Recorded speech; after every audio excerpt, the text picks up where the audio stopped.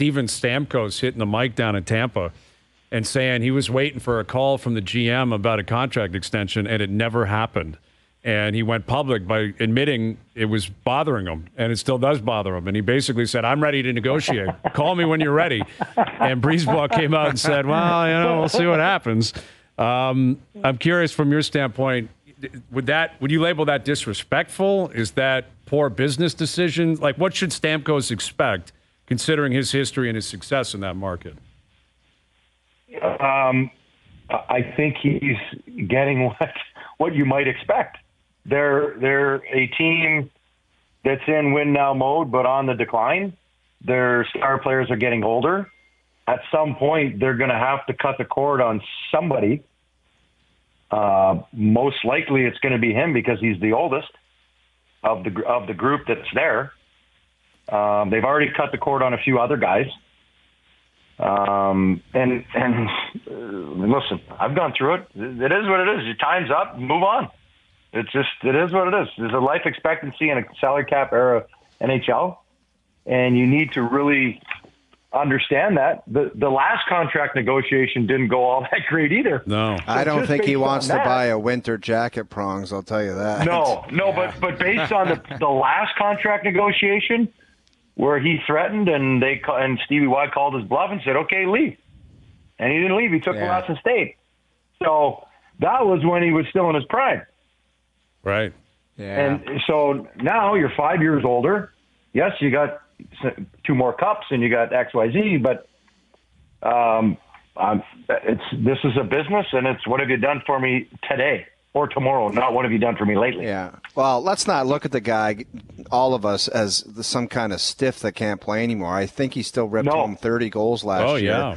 And he's still a damn good player. And in a world where guys are playing 79 games and getting 8-year deals, it's almost like, okay, what are we talking about here? So I'm sure that's part of the frustration from this guy.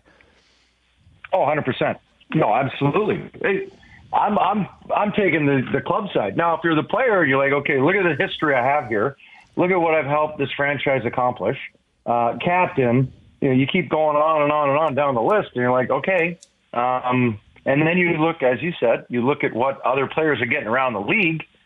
You're like, okay, I still have something left. I still want to play. I can still be a healthy contributor to the offensive side of it, and I can provide tremendous leadership and have a lot of experience in doing so. And as a player, you're sitting there going, okay, well then maybe he needs to move on. Or maybe they're literally saying, okay, show us what you have this year, and then we'll back the Brinks truck up again. Mm-hmm. Well, I don't think they're in any position that I don't think they're as much. He could score 50 again this year, and they might not back the Brinks truck up. I think Bergeron is jamming them here. I think that what's going to happen is Tampa's going to say, you see what Patrice did? He wanted to stay in Boston. That's exactly what the expectation would be. Look, we got no more money. You want to stay, that's great. We love you. Here's a 3-year deal at $3 million per. You want to stay or not? You're right, but here's the thing I would counter is he's a little bit younger than Bergeron. Well, he's 33, mm-hmm. So he's going to need a deal at 34.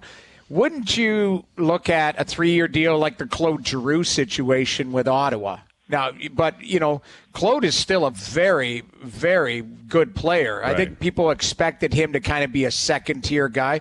We just talked about Stamkos had 84 points last year. At 33 years old. He's a hell of a player. So I think it's more about term, don't you think, Prongs? Is it like it's more about term and fitting into that cap structure? Obviously, they're going to pay these other guys because I think Sergachev's deal is kicked in, or it is kicking in. But ultimately, if this guy can produce, it's more about how many more years do you believe he can produce at that rate?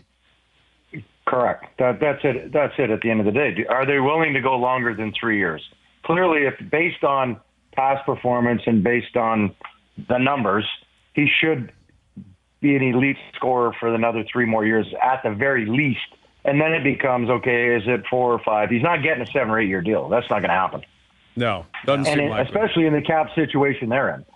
And as you said, they've got guys coming up. They've got to turn their roster over.